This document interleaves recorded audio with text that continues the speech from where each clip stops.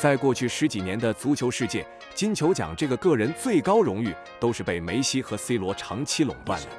但是在2018年，一个瘦弱的小个子站上了颁奖台，从他们的手中夺走了金球奖。这个瘦小的年轻人在球场上，他用魔术般的传球助攻和串联全场的节奏掌控，在足球场上演奏了一曲狂想曲。世界杯亚军、世界杯季军、6个欧冠冠军，还有4座西甲冠军奖杯，这名39岁的传奇依然还在奋战。而在他不知疲倦的奔跑背后，却有着令人悲痛的悲惨童年。无情的战火摧毁了他的故乡，让他只能背井离乡，一路颠沛流离，用足球改变的命运来到皇家马德里，但却被评为是西甲最大的水货。一次一次击倒，一遍一遍超越，这名放羊的小男孩是怎么成为世界上最好的中场，成为皇马称霸欧冠的绝对核心和克罗地亚的国家英雄？今天我们要讲的就是克罗地亚的传奇球星摩迪·卢卡·莫德里奇。这是在1990年拍摄的一部纪录片，在克罗地亚的山地里，牧羊童悠哉地看着羊群，而在不远处的山头上，狼群正在虎视眈眈。这个小男孩就是卢卡·莫德里奇。他在1985年出生在南斯拉夫的克罗地亚，因为父母平时在纺织厂工作，所以他从小和爷爷相依为命。祖孙俩的感情非常好，每天的生活就是放羊、踢球，过着简单而又平凡的日子。但是好景不长，在政局动荡和种族主义的影响下，南斯拉夫内部的纷争越来越激烈。最后在1991年，克罗地亚宣布独立，内战随之爆发，平静的日子就这样被打破了。在一个平常的午后，爷爷一如往常地出去放牛，但从此就再也没有回来。他被塞尔维亚的武装分子残忍杀害，小卢卡的人生也从此改变。他还不理解发生了什么，不理解爷爷为什么回不来了，也不理解自己为什么要离开家里。就这样被爸妈带着逃离了故乡，开始了颠沛流离的难民生活。经过了一段长途跋涉，他们住进了由饭店改建成的难民营，但是生活并没有因此安定下来。战火让天空总是烟云密布，防空警报更是时不时就会响起。莫德里奇的爸爸加入了军队，而他和其他小孩们挤在难民营里，祈祷着战争早点结束。本该是无忧无虑的快乐童年，却让年仅6岁的莫德里奇露出了他一如既往的忧郁表情。在这样的日子里，唯一能让他忘掉一切的就是足球。饭店的走廊和停车场就是他最好的场地，他和朋友们尽情地享受足球，仿佛战火从来没有发生过。尽管周围的建筑物都残破不堪，尽管只要警报响起，他们就要马上跑回避难所，尽管他们都不知道明天会是什么样子，但是回忆起童年时光和足球有关的回忆，都是莫德里奇最开心的日子。小卢卡的足球天赋很快就引起了注意，在一名酒店员工的推荐下，当地的足球训练营向他发来了邀请。虽然家境不好，但爸妈没有放弃这个机会，他们向叔叔借钱，才终于筹到了学费，把莫德里奇送进了训练营，就此展开了他的足球生涯。在扎达尔的青训队里，莫德里奇遇到了他的足球教父贝西奇。这名青训教练对他非常照顾，不但免除了他的训练费用，还帮他请来营养师和体能训练师，好让瘦弱的莫德里奇可以长得高大一点。因为和同龄人比起来，小卢卡还是太矮太瘦了。他在12岁那一年收到了克罗地亚豪门俱乐部哈伊杜克的试训邀请，但却因为太过瘦小而被球队放弃。这样的一个打击让他一度想要放弃足球，但贝西奇却坚定地告诉他，不要轻言放弃，你的舞台是巴塞罗那，还有皇家马德里。当时在1995年，克罗地亚战争结束，战争为人民带来了巨大的创伤，政治和经济都严重受创，而把人民凝聚在一起的就是足球。1998年法国世界杯，克罗地亚第一次以国家的身份参加比赛，就以黑马的姿态夺得了第3名。在这个动荡不安的年代，是足球团结了人民的意志，让他们在苦涩的生活中看到希望。终于在1999年，南斯拉夫内战结束，和平年代的莫德里奇表现飞快进步，最后在16岁那一年，通过贝西奇的强烈推荐，来到了首都的豪门球队萨格勒布迪纳摩。这时候的莫德里奇足球生涯中另一个重要的男人，俱乐部主席兹德拉夫科·马米奇。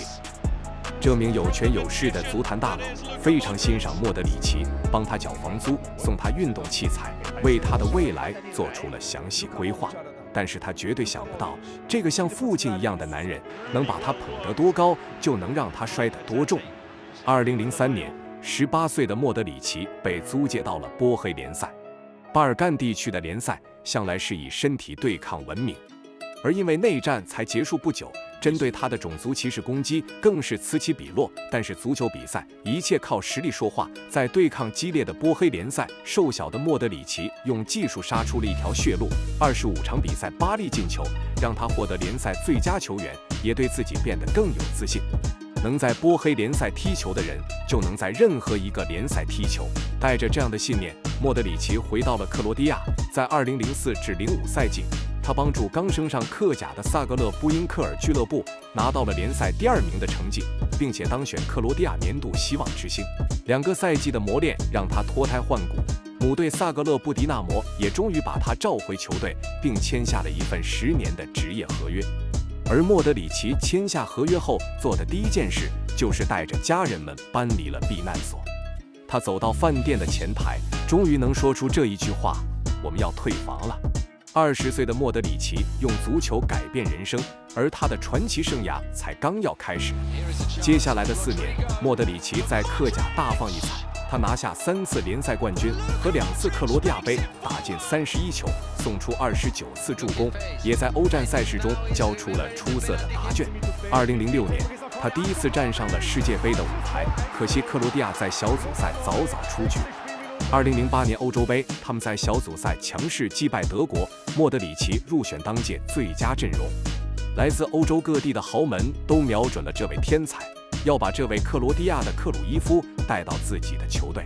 在综合考量之后，莫德里奇最后以2250万欧元的转会费加盟英超，来到伦敦的热刺队。这笔转会费创下了迪纳摩俱乐部的历史纪录，但是有接近一半的金额进到了马米奇的口袋。风平浪静之下，暗流正在涌动。而刚来到英超的莫德里奇同样也过得不好，在进入球队之前，就有人质疑说他的体格太过单薄。在经过了几场正式比赛，他也坦言英超节奏就像风一样快。莫德里奇赛季初的表现非常挣扎，引进他的主教练也被球队开除，他成为了球迷们最嫌弃的球员。同样被嫌弃的还有加雷斯贝尔。但是在2008年10月份，新教练雷德克纳普上任之后，莫德里奇被安排到了中路的位置，作为全能中场，掌控球队节奏。这样的改变解放了莫德里奇，让他成为球队的指挥官。后场组织传球，前场前插破门。在莫德里奇和贝尔这2个水货的带领下，热刺强势崛起，第一次杀进了欧冠。面对卫冕冠军国际米兰，年轻的贝尔闪耀欧洲，而莫德里奇的表现同样亮眼。虽然在8强赛败给皇家马德里，但这个赛季的强势发挥为热刺之后的表现定下了调。他们陆续打进欧战赛事，成为联赛中不可忽视的球队，为热刺成为英超 Big Six 打下了基础。而作为球队指挥官的莫德里奇，自然受到了各大豪门的追逐，其中就包括了他梦想中的球队皇家马德里。这一次的转会风波闹得沸沸扬扬，虽然热刺和莫德里奇早就有了君子协议，如果收到合适的报价就会接受转会，但是无论是英超的竞争对手，还是现在的皇家马德里，热刺的主席列维就是坚决不肯放人，也逼得莫德里奇只能罢训抗议。最后在2012年8月，双方达成协议，莫德里奇以3500万欧元的转会费加盟皇马，终于踏上了梦想中的舞台。超过10年的白衣生涯，世界第一中场的精彩演出，从这个时候正式开始拉开序幕。来到梦想中的球队，但是豪门球队的要求也是格外的高，莫德里奇融入不了体系，又陷入了挣扎的局面，甚至还被评为西甲最差的签约。质疑的声音越来越大，像童年的炮火声不断向他袭来。但经历过这么多困难，莫德里奇早已不再畏惧。2013年欧冠8强，皇马总比分1-2落后曼联，莫德里奇替补登场，在66分钟晃开防守，右脚大力抽射打进了一粒世界波。这粒进球拯救了当晚的比赛，也拯救了他的职业生涯。凭着这场比赛，他在皇马站稳脚跟，逐渐找到了属于他的节奏。到了下个赛季，安切洛蒂上任，莫德里奇成为皇马核心，而老队友贝尔也来到了这一支球队。BBC 3x几的强大火力和中场的控制，让皇马一路击败众多强敌，杀进了欧冠决赛。面对同城死敌马德里竞技，从比分1-0落后开始，场面陷入焦灼，无论皇马怎么努力，就是无法攻破马竞的防守。比赛进入伤停补时，眼看着皇马就要空手而归，皇马的英雄出现了。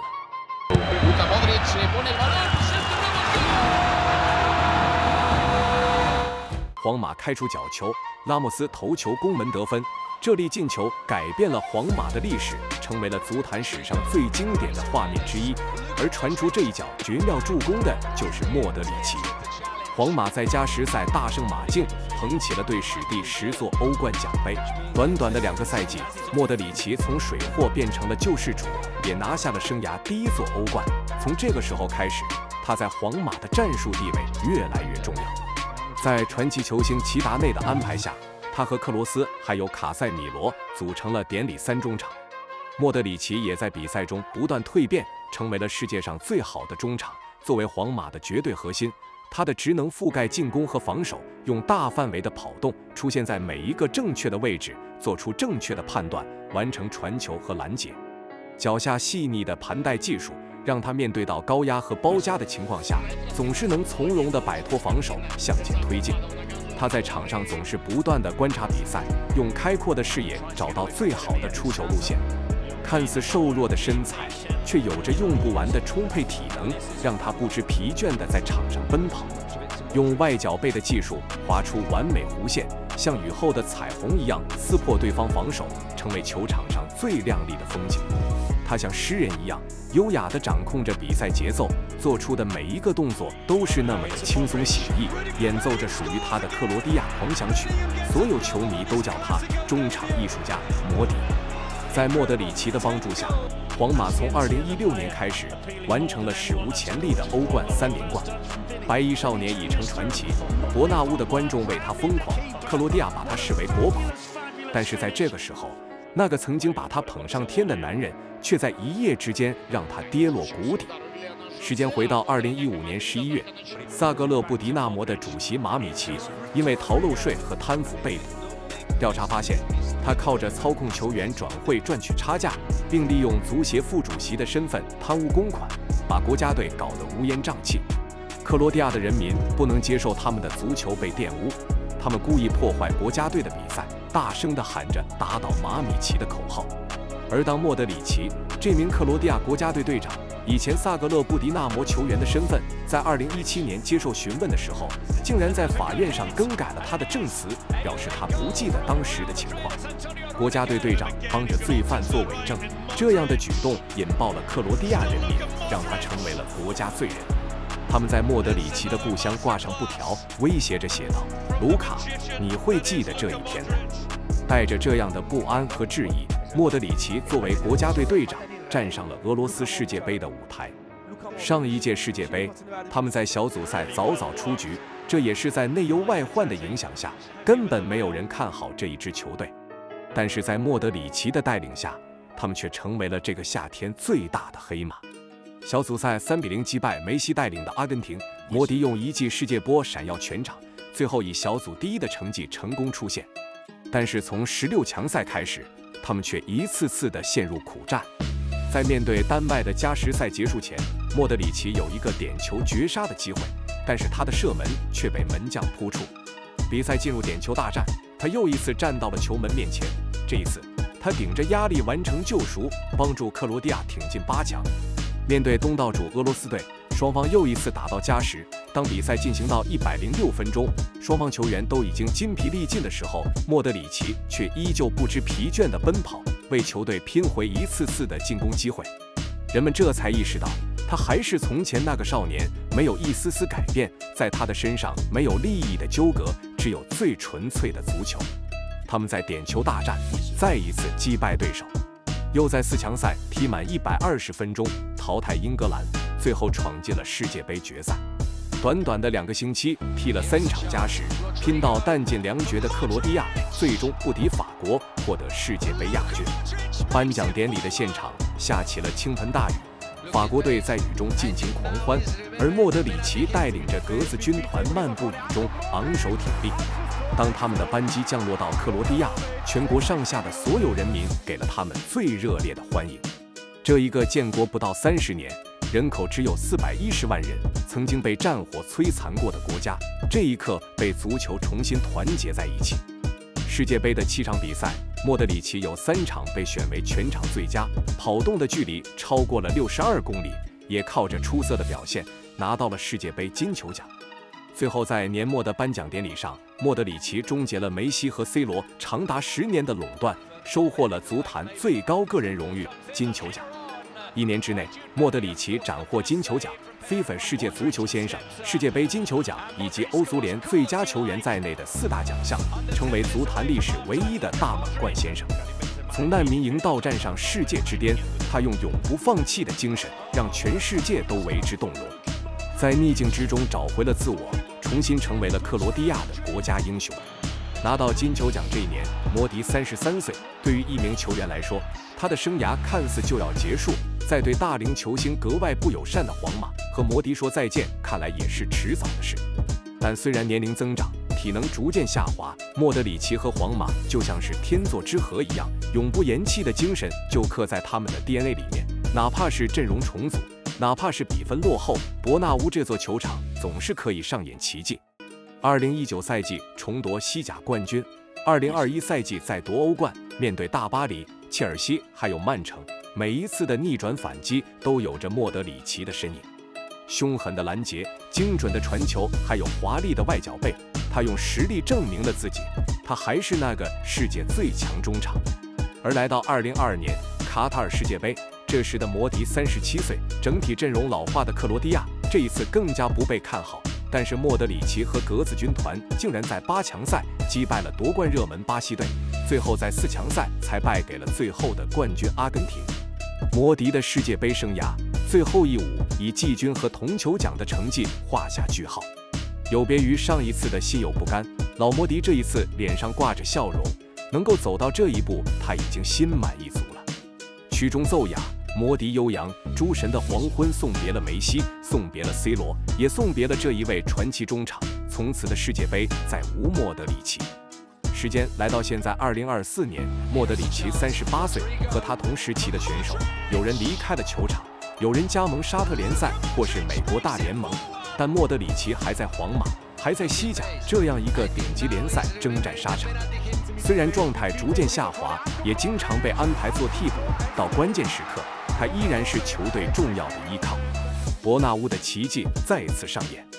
皇马在最后3分钟逆转德甲巨人拜仁慕尼黑，又一次杀进了欧冠决赛，并且最后捧起皇马队史第15座欧冠奖杯。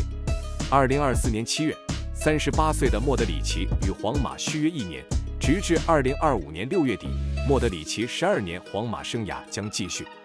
但这名传奇的比赛真的是且看且珍惜了，因为这很有可能是他在顶级联赛最后的表演，是他最后的一首狂想曲。一个放羊娃要历经多少磨难，才能成为世人眼中的英雄？